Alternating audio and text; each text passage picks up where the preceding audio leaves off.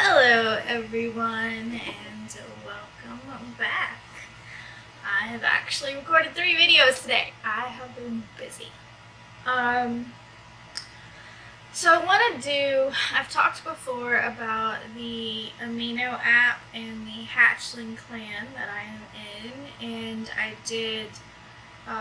they're actually doing 31 days of Samhain, so for the entire month of October there's a challenge every day. Now, that's too much for me. So I'm really only doing the challenges that speak to me. So you've already seen me do a couple. There was the Autumn Magic tag, and then the altar,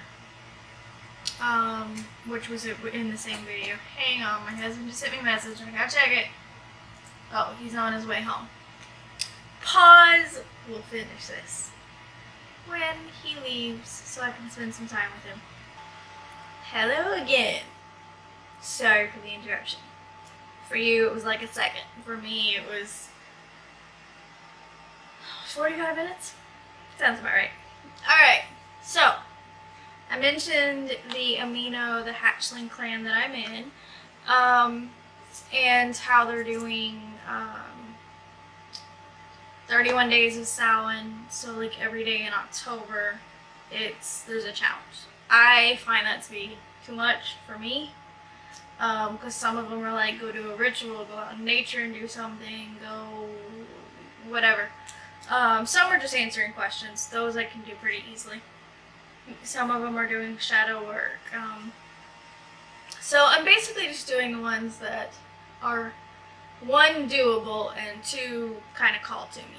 So the one I'm doing today is Deities of Darkness, since this is the dark time of the year for pagans in the northern hemisphere. We're looking at dark deities. So first, dark doesn't mean evil, okay? Dark just means the deities correspond with things that maybe are looked at as dark subjects. They could be deities of night, deities of the moon, deities of death, of the underworld, things like that, okay? Doesn't mean they're bad. So, I've got my questions over here. I'm going to have to scroll some time, so deal with it. So also during Samhain, the goddess enters the crone phase. The crone goddess is old and wise, as she teaches us to let go in order to move on. I don't follow the whole Wheel of the Year story where like the goddess and then the Oak King and the Holly King, and I don't do that, okay? I follow the Wheel of the Year in the sense that it guides the seasons, or it tells us the seasons. And I read a really interesting article about this, actually, that if you really pay attention, things like the autumn equinox, the spring equinox, the summer solstice, and the winter solstice are actually the midpoint of those seasons. Even though we look at them as the first day, they're actually the midpoint. And the 4 Sabbats in between are the start. So Beltane is actually the start of summer. And then that's the beginning of May, like May 1st, 2nd, somewhere in there. I never remember the exact days half the time. And then June 21st, which we celebrate as the summer solstice, would be the middle of summer. And another name for it actually is midsummer. So it was an interesting thought, and it fits more to me. I've always felt like the season started earlier. You know, like winter doesn't start till December 21st. Well, to me, winter starts in like November. Like November 1st, that's winter to me. Anyway, my little side thoughts there. So I don't really follow the whole god and goddess story, but this is the dark time of the year, so it makes sense to mainly focus on the crone aspect of the goddess. So the first 3 questions are, do you work with any deities? Do you or have you ever worked with any crone goddesses? And have you ever celebrated God and Goddess during Samhain? Okay, so do you work with any deities? Yes, I work with a lot of deities. I work with so many deities, I put it on a post-it note, so I'd remember. There's really only 2 male deities I've ever worked with, and one of them is, I don't know if I really like the terms matron and patron god, but like he he called to me after I called him just to ask him some questions. It's Anubis in Egyptian mythology. He is a god of the underworld afterlife. He is associated with the dead. Uh, he's not considered the god of the dead anymore because Osiris took that over from him, but he's still very much associated with the dead. He guides them to the afterlife and things like that. So he would be considered a darker deity. And I went to work with him on a tarot spread I was doing about talking to death itself, and I decided to try to call Anubis in. And when he talked to me, it felt like being home. It was an amazing feeling that I've never had with another deity. And he called me his daughter, so I'm very close with Anubis. I also work with Bast from Egyptian mythology. She sometimes is associated with the sun, sometimes the moon. She was originally associated with the sun from what I remember. I could have things wrong, my memory's not the best, but from what I remember she was originally associated with the sun, but then they put gods associated with the sun and made her associated with the moon. Whatever. To me, she's a dark deity because of her association with cats. And cats are associated with darkness and the moon and the night and magic and that sort of thing. So I consider Bast a dark deity as well. Let's move over to the Greek pantheon.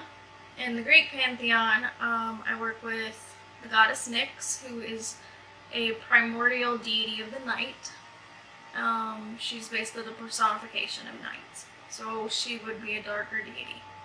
I do work with Aphrodite quite a bit, especially recently. Aphrodite I would not consider a dark deity at all, but we're just going through all the deities I work with. Persephone I have worked with in the past.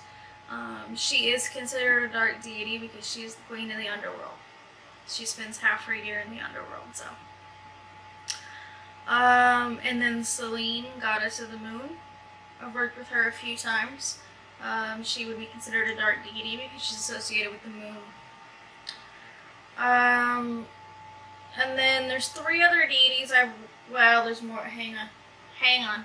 I just realized I missed 2 on my list. In the Hindu pantheon, I've worked with Kali and Ganesha. Ganesha wouldn't be considered dark, but Kali would most definitely. She is a goddess of destruction, for one thing. She can be very kind, caring, and motherly, but she will destroy things in a heartbeat. So she's one to be careful with, but she's very good. Her and Ganesh are both good at removing obstacles. Ganesh does it in more of a loving way. Kali does it in more of a, like, in-your-face, destroy kind of way. So I've worked with both of them for those purposes. The last 3 are Loki from Norse.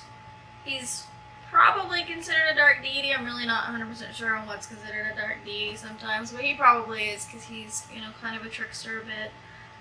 He's kind of the black sheep of the family, or of the gods, so to speak. So I would think he would be considered a dark deity.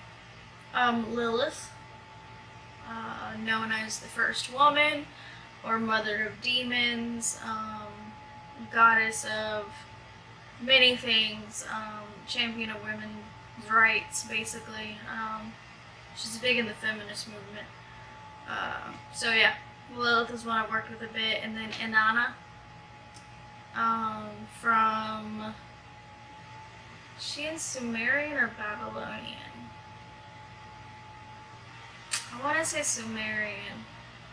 Sometimes I get Inanna and Ishtar mixed up because they're really very similar. Inanna has a semi-similar story to Persephone in that she went to the underworld and made it through. But I've worked with her a few times. She gives a lot of strength. So I've worked with about 11 deities, and the majority of them are dark deities. Not all of them, but the majority of them are. The next question is, do I or have I ever worked with any crone goddesses? So I'm going to give you a list of examples that are given here. They are, some of these I've never heard of, to be honest. Baba Yaga's one, I have heard of her. Hecate, Hel in Norse mythology. Kali, so yep, I worked with Kali. Lilith, I worked with Lilith. Morrigan and some others. Some of these are probably from pantheons that I'm not real familiar with, which is probably why I haven't heard of them. So, I have worked with some crone goddesses. Have you ever celebrated God and Goddess during Samhain? No, I haven't. I've never really done a true Samhain celebration. I've always loved Halloween, so I tried to do something for Halloween, but I've never done a true Samhain, which I would like to do this year. So then really there's just a lot of information about some various deities like Hecate, Baba Yaga, Osiris, Anubis, Nyx, Erebus, who is Nyx's consort, Lilith, goddess of courage, passion and pleasure. She covers a lot of things. And then there's some, suggestions for how to celebrate them. Decorate your altar with their symbols, leave offerings, that sort of thing. There's a prayer for the Morrigan that you can use. And then there's some more questions for after you've read all of that, okay? So, are any of these new to you? Yes, like I mentioned, some of them are names I've never heard of. Probably because they're in pantheons I'm not real familiar with. Do any deities named which you haven't yet worked with stand out to you? No. I feel like I got a good group going on myself. And no new deities have stood out to me in a while. The most recent, newest addition to my group actually is Loki. But the rest of them I've been working with. Kali and Ganesha were probably about 4 months ago that I started working with them. Bast, Nyx, Aphrodite, Persephone, and Selene I've worked with for years. Probably 10 years. I became really close with Anubis probably 4, 5, 6 months ago, somewhere in that range. Lilith was probably about 5 months ago. And Inanna was around that time too. So there are quite a few that have been in the last 6 months, but it's been a while since any new ones have popped up. Not to say no new ones could. They very well could. Just haven't been any recently. What way will you celebrate the god and goddess this Samhain?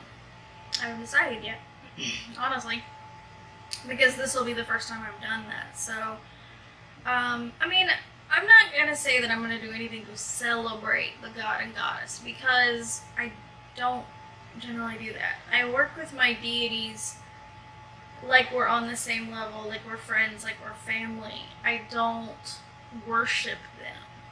I don't leave offerings. I know plenty of pagans that do, and that's great if that's what you like to do. I don't leave offerings though. I don't feel it's necessary. I just call on them and they answer. Excuse me. I work with them like we are on the same level because I feel like we are. I feel like they are part of the divine, and the divine isn't all of us.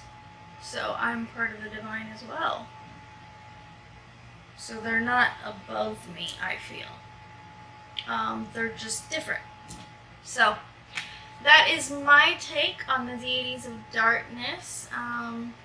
If you have any questions, especially on any of the deities I follow, feel free to leave them below. I would love to hear your own answers to these questions. What dark deities do you follow, if any? And if you don't, why not? So, I will see you all in my next video. Thank you so much for joining me. Take care of yourselves. Bye.